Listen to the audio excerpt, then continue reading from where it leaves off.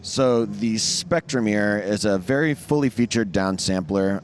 It differs from a lot of other downsamplers in that you can control the amount of downsampling. So both the green and yellow are currently the same signal. The yellow is the output of the Spectra mirror, and you can see as I turn down the pulse width of the internal clock, it starts to turn more and more into a little staircase kind of shape, like you would expect from a sample and hold, until it just turns all the way down to DC.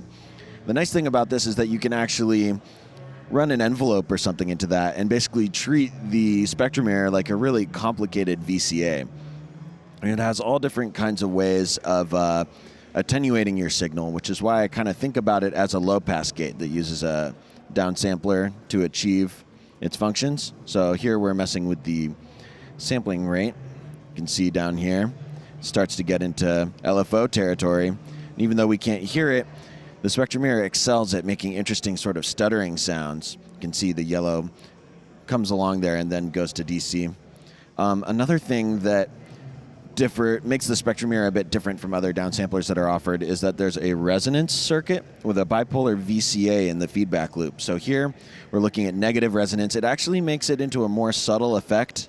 I know you can't really tell by looking at the oscilloscope, but obviously when we turn it to positive resonance, you'll start to see it gets a lot gnarlier. It has the sort of bite of a low-pass filter, and you can get some very compelling noisy sort of textures that are still harmonically related to your input through this.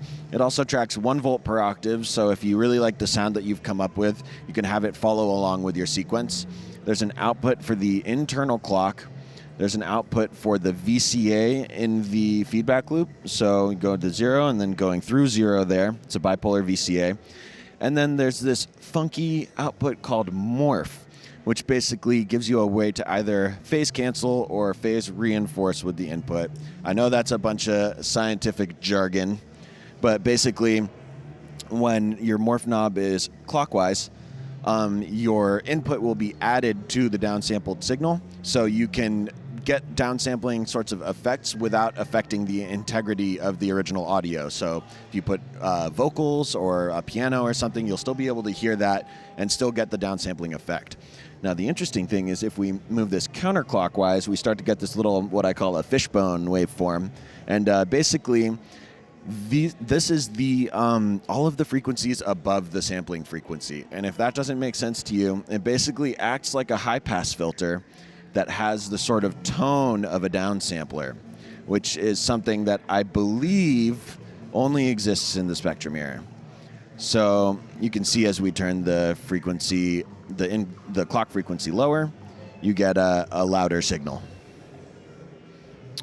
The Spectra mirror also accepts an external clock, which goes through the internal comparator. So you can run something like a wavetable through it and get some really interesting tones that change with the wavetable that you're running in. So it reacts not only to the frequency, but also to the timbre of the clock input. And that's the Spectra mirror. I'm real proud of that one.